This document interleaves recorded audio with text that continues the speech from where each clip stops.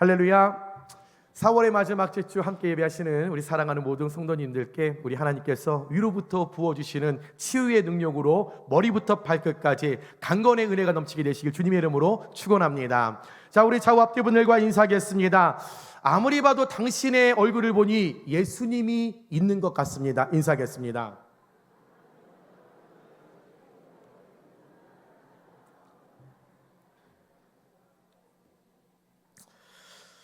다시 한번 인사할까요? 조심스럽게 인사하겠습니다. 제가 당신을 사랑해도 될까요? 인사하겠습니다.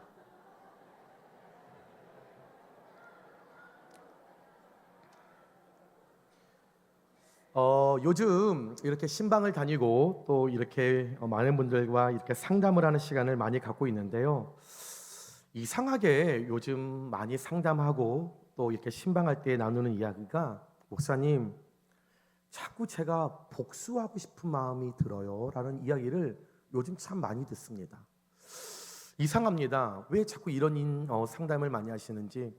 어떤 집사님은, 목사님, 내가 평생 우리 시어머니에게 당하고 살았는데 이제 나도 이제 우리 자녀들 시집 보내고 장가 보내는 그런 시어머니 입장이 됐는데 내가 분해서 못 살겠어요.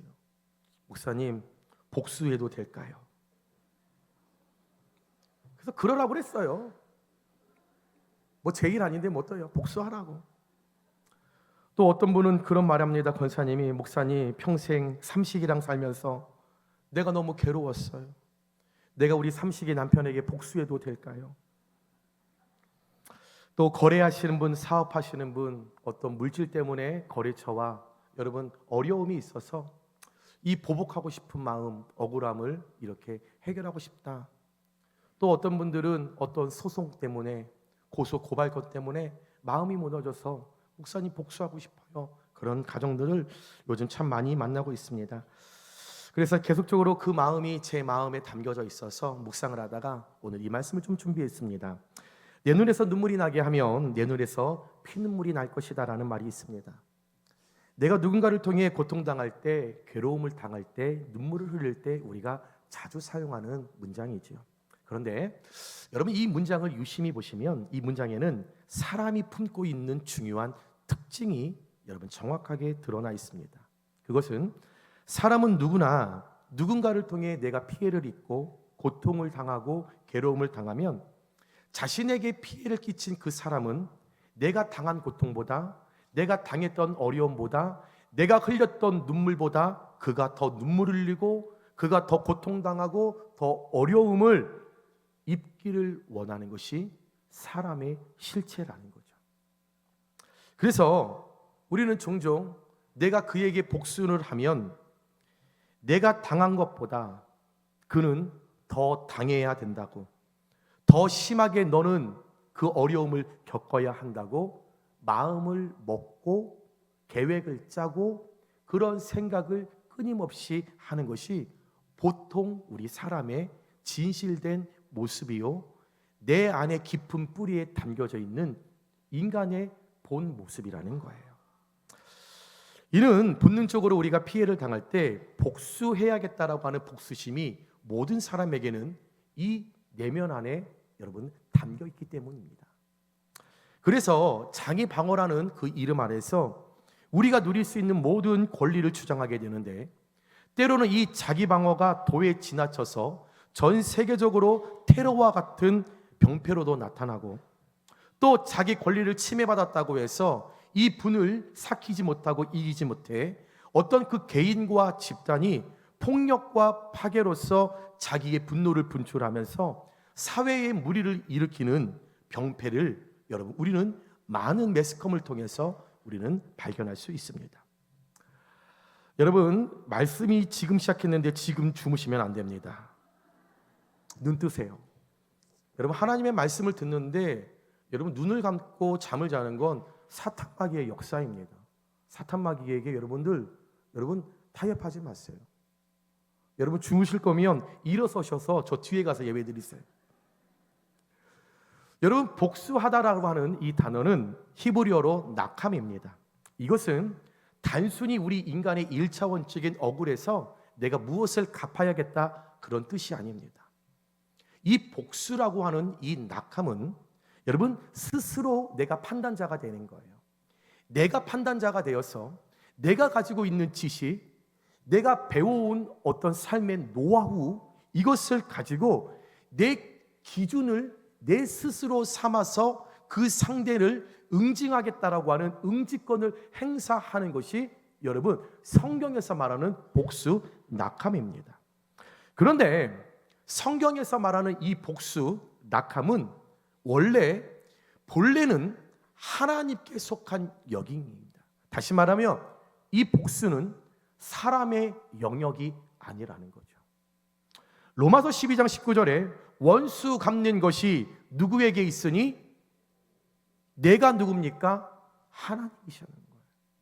복수와 보복은 하나님께 속해 있으니 너희가 다스릴 영역이 아니야. 너희들이 섣불리 보복하고 복수하는 손에 피를 묻히는 그 일들은 너희들이 할 일이 아니라 내가 갚으리라. 이건 고유한 복수하고 보복하고 손에 피를 흘리는 일은 정확하게 하나님의 영역이다. 하나님의 고유한 권한이다라고 성경은 말씀하고 있다라는 거죠.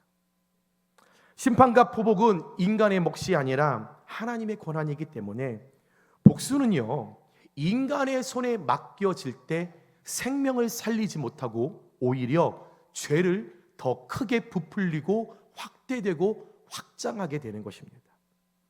독일 철학자 쇼펜하우어도 이런 이야기를 했지요. 복수하지 마라. 썩은 과일은 알아서 떨어진다. 여러분, 우리의 삶 가운데 누군가 나에게 피해를 주고 어려움을 주는 그 사람 때문에 내 안에 복수하고 보복하고 싶다라고 하는 이 감정이 여러분 솟아오를 때면 그 감정에 휘둘리지 말아라. 어차피 나쁜 일을 저지른 사람은 언젠가 그 손에 피를 묻힌 사람은 반드시 그 대가를 치르게 된다. 나무에 썩은 열매가 붙어 있는데 좀 보기에는 좀 그래. 아유, 저거 옆에 저 사과는 탐스러운데 저 썩은 게 있어서 참 좀 거시기 하네. 내버려 두라. 그 사과 썩은 거 딴다고 내가 수고하여서 팔을 올릴 필요 없다. 굳이 사다리를 타고 에너지를 들여서 그거 딸 필요 없다. 왜? 어차피 썩은 저거 시간이 지나가면 지가 땅에 툭 떨어지게 마련이다 라는 거죠. 맞습니다. 알고 계시죠? 그리고 여러분들은 복수와 보복은 나쁘다라는 것을 머리로 이해하셨습니다. 우리의 삶 가운데 믿음의 사람이 아니어도 예수님을 믿지 않는 사람도 복수와 보복은 선하지 않다라는 것 알고 있습니다. 그런데 여러분 정말 이런 억울한 일을 당할 때에 복수하지 말아라, 하나님의 영역이다라는 이 말씀이 선뜻 받아들여지세요? 알고 계시잖아요. 이해하셨잖아요. 선하지 않다라는 걸 알고 계시는데 정말 내가 그 당사자가 되었을 때 여러분 이 말씀이 쉽게 내 마음 가운데 뿌리가 잘 내려지세요? 저는 오늘 말씀을 준비하고 많은 성도들이 복수하고 싶어요. 시어머니, 남편, 거래처 사장, 고소 고발하는 사람 복수하고 싶어요. 이야기를 들으면서 한번 나는 어떤가 제 속을 제가 깊게 들여봤어요. 그랬더니 제 속사람은 형편없더라고요. 저는 솔직히 아직까지 부족하고 어리석고 죄인이어서 저는 누군가가 제 오른밥을 딱 때리면 저는 그 상대의 양뺨을 탁 때려야 저는 사실 후련합니다. 가끔 가다가 저를 힘들게 하고 어렵게 하는 사람이 있으면 저 사람 쫄딱 망했으면 좋겠다 한두 번 생각한 것 아닙니다. 사실입니다. 운전하다가 갑자기 어떤 차가 제 앞을 끼어들거나 뒤에서 빨리 가지 않는다고 빵빵거리고 라이트를 깜빡깜빡거리면 그 사람 지나가는 모습 그 뒷 차량에 너 가다가 펑크나 나라 말한 적이 굉장히 많습니다. 사랑했고 눈물로 기도했고 제 자신의 자존심 다 내려놓고 양육했던 성도가 어느 날 개인들의 싸움으로 인하여 배신하고 떠나면 저도 모르게 당신도 당신 같은 사람 만나서 이 감정, 이 아픔 한번 겪어봐라, 혼자 푸념한 적이 사실 많이 있습니다. 나에게 피해를 준 사람에게 자연스럽게 분노하고 복수심, 보복하라고 이 솟아오르는 마음이 어쩌면 우리 인간은 죄인된 본성이기 때문에 누구나 당연히 갖는 감정일 수 있습니다. 그런데 여러분, 이런 감정을 갖고 복수하고 보복하겠다라는 생각에 사로잡혀 가시면 행복하세요?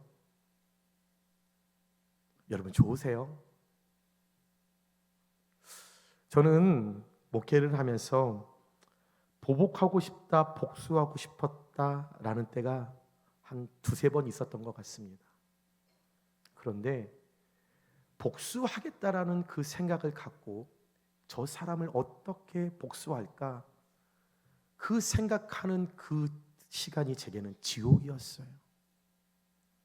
사실 상대방은 모릅니다. 내가 복수하고 무너뜨리고 그를 어떻게 해서든지 파괴하려고 하는 내 이 모든 것을 상대는 몰라요.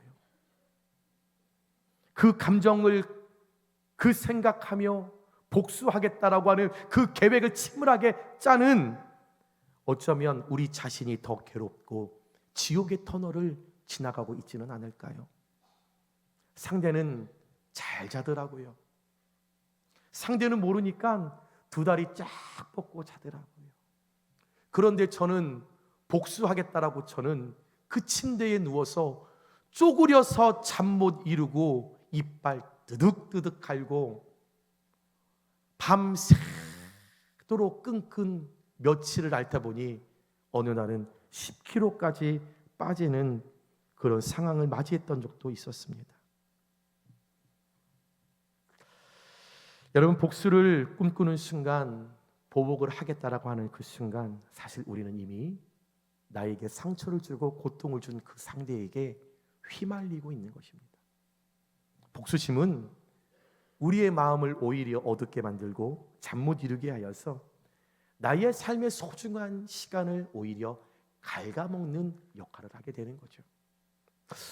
오늘 저는 여러분과 그래서 분노할 수밖에 없고 눈에는 눈, 이에는 이 복수할 수 있는 상황이었지만 그 순간 인간적으로 맞서 싸우지 아니하고 그 복수와 그 보복, 힘들게 하고 어렵게 하고 눈물게 하고 나를 고통에 밀어넣는 그 상대 넘어 일하시는 하나님을 바라봤던 다윗의 이야기를 여러분과 함께 나누고자 합니다. 오늘 이 말씀을 나눌 때에 우리의 삶에 억울한 오해와 비난의 돌팔매질이 우리에게 혹 날아올 때 나는 어떻게 할 것인가? 현재 나는 누군가에게 보복하고 싶고 복수하고 싶은 마음이 있는 분들, 나는 어떻게 해야 할 것인가? 오늘 이 말씀을 우리가 함께 고민하면서 말씀 속에 해답을 주시고 깨달음을 통한 결단의 용기가 저와 여러분에게 오늘 은혜로 강력하게 임하게 되시길 주님의 이름으로 축원합니다. 오늘 함께 읽은 본문에 다윗과 시므이라는 사람을 조명하고 있습니다. 다윗은 여러분들이 너무나 잘 알고 계셔서 제가 굳이 설명하지 않아도 될 것 같습니다.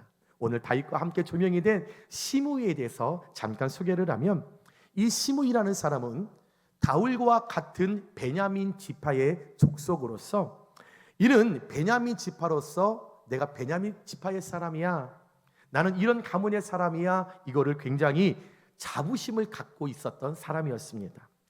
이 시므이는 사울이 왕이라는 그 자리를 그가 차고 있었을 때 사울에게 충성했던 많은 신하 중 가운데 독보적이었던 그 한 사람으로서 어느 날 이 사울이 하나님 앞에 교만하여서 왕의 자리에 내려와 그가 죽임을 당하게 되었을 때 이 자리를 다윗이 이제 올라가게 되었죠.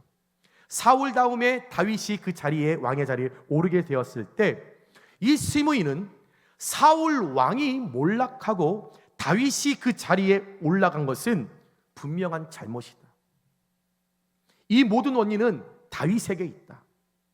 다윗이 술수를 썼다. 다윗이 모함을 했다. 여러 가지의 혼자 축축하고 혼자 생각하고 혼자 판단하고 혼자 자료를 모아서 혼자 사실과 진실이 아닌데도 불구하고 혼자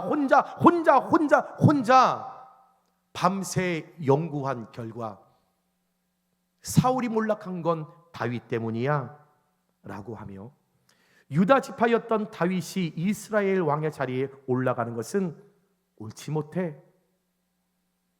말도 안 되는 일이야 라며 그 다윗을 미워하고 시기하고 질투했던 자가 시므이라는 사람이었습니다. 어느 날이었습니다. 다윗이 사랑했던 그의 아들 압살롬에게 이제 쫓기는 신세가 되었습니다.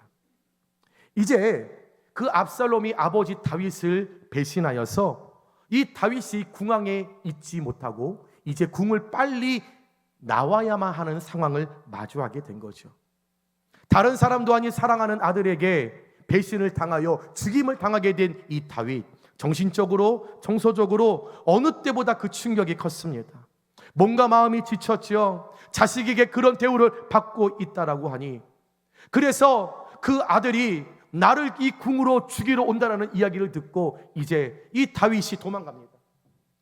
막 도망을 가려고 구에서 나와서 막 도망을 가는데 어느 길목에서 이제 이 포도를 돌아서 그 압살롬을 피하여 도망가야 하는데 그 길목에 이 치사한 시므이가 오늘 서서 5절에서 7절에 다윗 왕이 바울임의 이름에 거기서 사울의 친족 한 사람이 나오니 길목에 서 있는 이 시므이가 나와서 계속하여 저주하고 또 다윗과 다윗 왕의 모든 신하들을 향하여 돌을 던지고 저주하는 말을 쏟아 부으며 옆에 있는 돌을 들어 계속적으로 다윗에게 던졌다라는 거예요. 그때의 모든 백성과 용사들은 다 다윗 왕 좌우에 있었더라.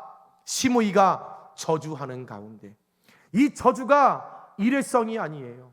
끊이지 않습니다. 여러분, 오늘 마지막 13절에도 보면 이 계속적으로 끊임없이 시므이가 다윗을 향하여 저주하며 먼지가 날릴 정도로 저주를 했다라는 거죠. 그러면서 마지막 하는 말이 피 흘린 자여 사악한 자여 가거라 저주를 끊임없이 부었습니다. 오늘 시므이가 다윗을 향하여 부었던 이 저주의 내용을 여러분 간략하게 말하면 이겁니다. 야 다윗, 지금 네가 이렇게 네 아들 압살롬에게 쫓겨다니게 된 이 신세가 된 것은 왜인 줄 알아? 7절 마지막에 네가 피를 흘렸잖아. 너는 사악한 자였잖아. 너는 그래서 사악했고 너는 피를 흘렸던 자였기에 네 손에 피를 묻힌 자였기 때문에 너 그것 때문에 지금 하나님께 벌받고 너는 그래서 네 아들에게 지금 쫓김을 당하는 신세가 된 거야. 야 다윗, 너 이제 너 시대 끝났어 이 새끼야, 이 얘기입니다. 오늘 여기서 시므이가 다윗을 향하여 사악한 자라는 단어를 썼는데 이 사악한 자는 여러분 히브리어로 벨리야알입니다. 이것은 무익하다, 무가치하다, 파괴하다, 파멸이다. 이것은 인간에게 있어서 가장 존엄성을 우습게 여겨 그 사람을 가장 밑바닥으로 바라보는 벨리야알입니다. 이 벨리야알, 여러분 쉽게 말하면 이거예요. 다윗에게 야 다윗, 너 아무 쓸모도 없는 인간이야. 너는 무가치한 인간이야. 너는 어떤 사람 같은 존재도 아니야. 네가 있는 곳마다 파괴가 일어나고 파멸이 일어나는 너는 그런 존재야 라는 뜻입니다. 여러분, 누군가가 저와 여러분에게 이런 이야기를 하면 어떻게 하실 거예요? 왜 다 거룩하시죠? 이게 어디서, 우리 권사님들 잘하시잖아요. 머리끄댕이를 양쪽을 잡고.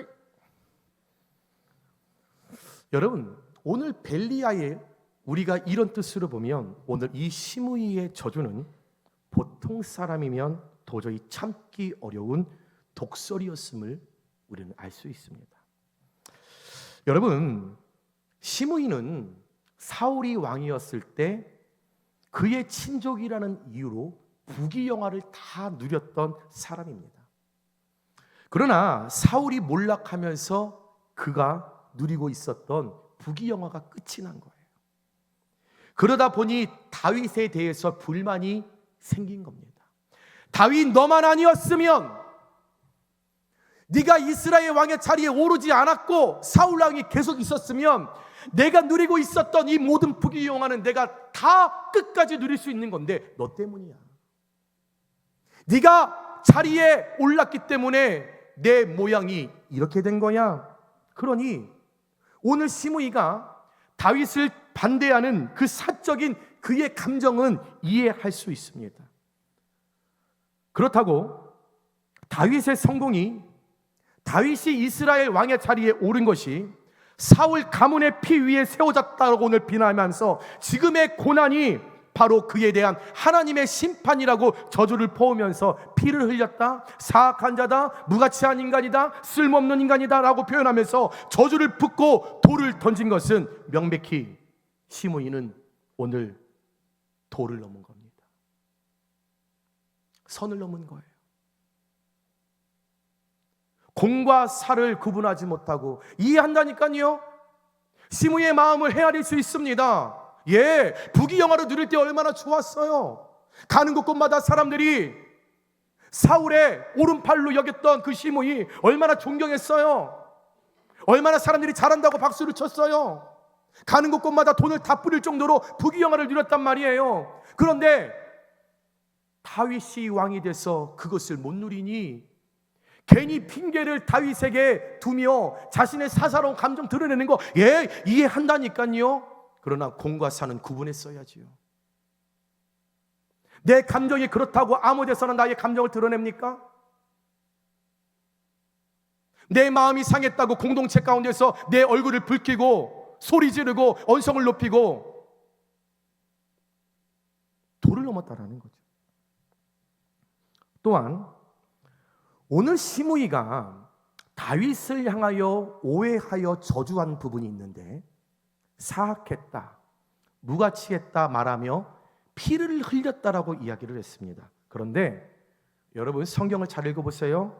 다윗은 사울 족속을 단 한 명도 죽인 적이 없습니다. 피 흘린 적 없습니다. 사울 족속에 대하여 다윗은 자신의 손에 피를 묻힌 적이 없어요. 오히려 자신을 괴롭혀서 죽이려고 했던 그 사울을 두 번이나 복수하고 보복하고 죽일 수 있는 상황이었는데도 불구하고 다윗은 그를 왕이었기에 죽이지 않고 살려줬습니다. 이뿐입니까? 사울의 아들 이스보셋이 그의 측근에게 살해를 당했을 때 오늘 이 다윗은 그 측근 이스보셋에게 화를 입혔던 그 측근들을 사용했습니다. 이뿐이에요. 다윗은 사울의 손자 무비보셋에게는 사울이 왕의 자리에서 파괴되고 멸망하고 떨어졌지만 그 왕의 공로를 인정하여 무비보셋에게 사울이 가졌던 모든 소유를 돌려주고, 이제 그는 왕자가 아니었지만 거기에 맞게 왕자로서 대우함으로 은혜를 베풀어 주었던 사람이 다윗이었습니다. 오늘 이 시므이는 오해한 거예요. 혼자 내가 판단하고 내가 생각하고 내가 배운 지식을 가지고 밤새도록 연구했더니 다윗은 피 흘렸던 자야, 그는 사악한 자야, 혼자 스스로 진실과 사실이 아닌데도 불구하고 그것을 왜곡하여 그것이 맞다, 그것이 사실이다, 진실이다, 그렇다 생각하다 보니 그것이 진짜로 그의 입술을 통하여 사실처럼 변모하게 됐다라는 거죠. 여러분, 오늘 어떤 죄도 없고 잘못도 없었던 다윗이었는데 이런 저주의 소리를 듣게 되니 다윗의 마음이 어떻겠어요? 얼마나 억울했겠어요? 그때 그의 곁에서 다윗을 저주하는 시므이의 얘기를 듣고 다윗의 오른팔 아비새가 분노합니다. 내가 모시고 있는 왕에 대해서 저렇게 돌을 던지고 사악한 자여 비일린 자여 이렇게 욕을 하고 저주하고 있으니, 그래서 그 아비새가 다윗 왕이여 내가 저 시므이의 목을 베겠습니다 라고 이야기합니다. 이것이 일반적인 여러분 세상 사람들의 반응입니다. 모욕에는 목, 눈에는 눈, 이에는 이, 복수에는 칼로 응징하는 것이 마땅하다. 세상의 법입니다. 세상 사람들이 그렇게 살아갑니다. 안 믿는 사람, 믿는 사람도 여러분 그렇게 살아갑니다. 그러나 세상의 법이 그렇고 모든 사람이 다 그렇게 살아간다 할지라도 오늘 그 순간에 다윗은 시므이의 목을 베겠다라고 하는 아비새의 앞을 가로막습니다. 그리고 오늘 놀라운 하나님의 사람으로 신앙 고백을 하죠. 11절과 12절에 내 몸에서 난 아들도 내 생명을 해하려 하거든 하물며 이 베냐민 사람이라 여호와께서 그에게 명령하신 것이니 그가 저주하게 버려두라. 그가 나를 욕하고 저주하고 돌을 던지게 그냥 내버려 두라. 혹시 여호와께서 나의 원통함을 감찰하시리니 오늘 그 저주 때문에 여호와께서 손으로 내게 갚아 주시리라 하고, 무슨 말입니까? 시므이의 악독한 이 저주와 돌 던지는 이 모든 팔매질을 내가 신앙 안에서 받아들이겠다라는 거예요. 즉 압살롬의 현재의 이 반역, 시므이의 저주가 포함하여서 지금 이루어지고 있는 내 앞에 펼쳐지고 있는 이 모든과 역경과 고난과 아픔과 슬픔과 눈물, 이 모든 사건들이 결코 우연이 아니야. 이건 우연이 아니야. 분명 과거에 내가 하나님께 대해 내가 어떤 지은 죄에 대한 징계임이 틀림이 없어. 자신을 돌아보는 거죠. 복수와 보복을 할 수 있는 상황이고 그런 계획을 짤 수 있는 상황이었지만 다윗은 놀랍게 그 순간 가운데 내가 혹 하나님께 이전에 내가 지은 죄에 대한 징계일지도 몰라. 인간적인 방법으로 복수하기보단 하나님의 처분을 잠잠히 받아들이겠다라고, 내가 그 하나님의 음성을 기다리겠다라고 그는 선언합니다. 억울한 상황, 억울한 말조차 하나님의 손 안에서, 인간의 손 안에서 내 혼자 판단하는 그 가치 안에서 내가 해석하는 것이 아니라 하나님의 손 안에서 내가 문제를 해석하겠다라는 거죠. 더 나아가 다윗은 이 부당한 저주를 묵묵히 감당할 때 하나님께 마지막에 하나의 소망을 두었습니다. 분명 하나님께서 이 모든 상황을 역정시켜 손으로 갚아 주실 거야. 내가 하지 않아도, 내가 똑같이 시므이처럼 손에 피를 묻히지 않아도, 내가 하지 않으면 너희는 가만히 있어 내가 너희의 하나님이 됨이니라. 이 말씀을 다윗은 기억하며 그는 내 스스로 하지 않고 하나님께서 손으로 갚아주실 소망을 마지막 신앙 고백에 아름답게 결말로 두고 있었습니다. 그러면서 지금 당하는 데 이 부당한 저주와 원통함을 하나님 보고 계시겠지. 이 괴로운 마음 하나님 다 알고 계시겠지. 내가 눈물 흘렸던 나의 눈물을 하나님께서 다 계수하셨겠지. 이 고난을 인내로 감당할 때 하나님께서 오히려 이것을 선으로 축복으로 바꾸어 주실 것이라는 놀라운 믿음을 오늘 다윗은 하나님께 고백한 것입니다.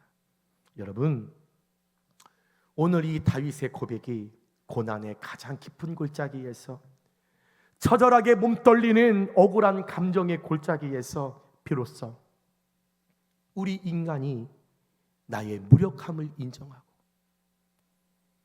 나는 아무것도 할 수 없는 무가치한 인간이라는 것을 인정하고, 하나님 아니면 나는 그 어떤 것도 해결할 수 없는 무가치한 존재라는 것을 인정하고 하나님의 주권 앞에 온전히 엎드리는 성숙한 신앙인 그리스도인들의 모습이 되어야 할 줄 믿습니다.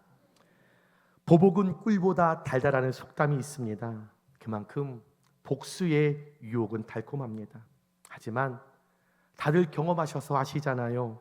해보니까요, 복수는 생각만큼 꿀처럼 달지 않고 쓴바귀처럼 더 쓰더라고요. 복수하겠다, 저 사람 망하면 좋겠다. 그런데 그 사람 망하니 더 괴롭더라고요. 그 가정 망했으면 좋겠다.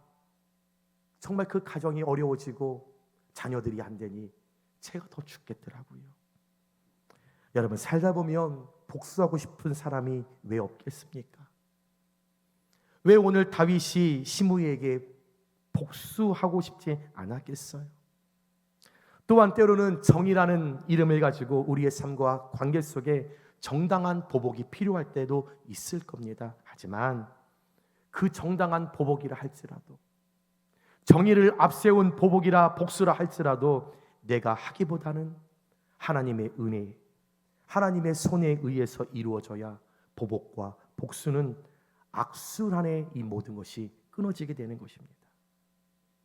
사람의 감정으로 시작되는 보복과 복수, 끊임없이 돌고 도는 이 악순환으로 인해 서로가 파멸의 길로 갈 수밖에 없습니다. 여러분, 복수해서 그 사람 만나면 행복하실 것 같으세요? 두 다리 뻗고 주무실 수 있으실 것 같으세요? 저에게 시어머니에게 복수하고 싶다라는 집사님, 시어머니가 안 되면 행복하시겠어요? 삼식이 남편에게 복수하고 싶은 권사님, 남편에게 어려움이 찾아오면 뒷바라지 권사님이 하셔야 돼. 고소고발건으로 여러분 그 상대에게 막대한 피해를 입혔어요. 좋으시겠어요?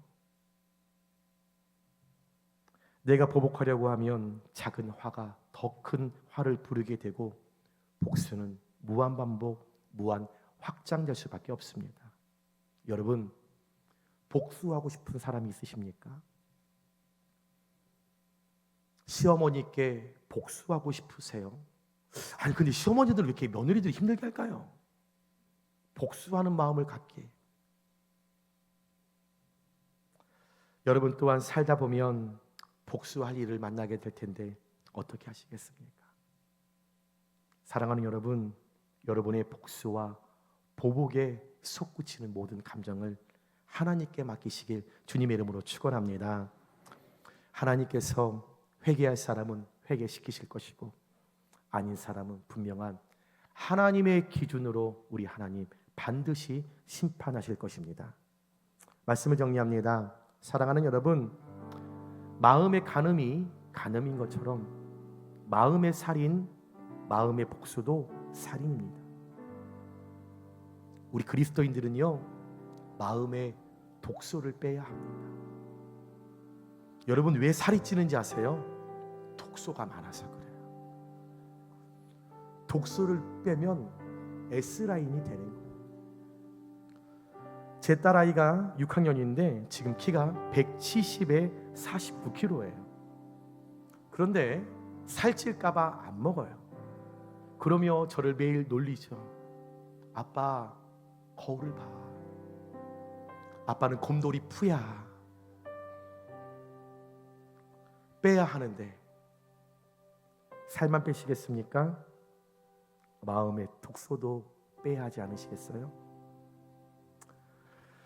때로는 나를 힘들게 하는 사람의 말에 주목하여 그를 싫어하고 미워하며 심한 경우는 언젠가 복수하겠다 다짐할 때가 있습니다. 그러나 이런 우리의 악한 마음의 가짐은 오히려 내 마음을 더 상하게 하고 내 인생의 시간을 파괴하고 오히려 악감정만 더 크게 만들 뿐입니다. 여러분, 혹 지금 현재 복수와 보복 이런 감정이 꿈틀대고 있다라면 로마서 12장 17절에서 18절의 말씀 함께 읽을까요? 시작. 아무에게도 악을 악으로 갚지 말고 모든 사람 앞에서 선한 일을 도모하라. 할 수 있거든 너희로서는 모든 사람과 더불어 화목하라. 하나님께서 말씀하셨습니다. 여러분, 그런데요, 중간에 할 수 있거든, 하나님도 아세요. 쉽지 않다라는 거, 어렵다라는 것 알고 계세요. 다 할 수 있어서 하라는 거 아니에요. 힘든 일이에요. 여러분 누군가 나에게 사악한 자여, 무가치한 자여, 쓸모없는 인간이라 이야기를 들었는데 여러분 어떻게 이것이 우리의 인간의 힘으로 가능할 수 있겠습니까? 어떻게 그에게 선으로 할 수 있겠습니까? 그래서 주님이 뭐라고 해요? 할 수 있거든. 무슨 말입니까? 힘들고 어려워도 해보자라는 거예요. 힘들고 어려워도 노력해보자라는 거예요. 여러분 생각하세요. 내 자녀가 고통당하고 눈물을 흘리고 저렇게 아파하는데 우리 하나님께서 그냥 가만히 계시겠어요? 하나님이 하실 수 있도록 하나님의 자리를 비워드려야 하나님이 하시지. 내가 복수하고 내가 보복하면 내 수준의 열매예요. 내가 하지 않아도 그 주님께 맡기면 오히려 그들과 더불어 화목하면 분명 하나님께서 내가 받은 상처, 나의 억울함을 다 일일이 계수하고 알고 계시며 내가 인간적으로 보복 복수하지 않고 악으로 악을 갚지 않고 악을 선으로 대응할 때 우리에게 분명하게 선으로 갚아주실 그 하나님의 보상을 기대하시면서 다윗처럼 여러분의 복수와 보복의 그 감정을 신앙 안에서 여러분 해석하시고 해결하시고 그분께 맡길 수 있는 지혜로움이, 그 믿음이 오늘 이 아침 저와 여러분에게 임하게 되시길 주님의 이름으로 축원합니다.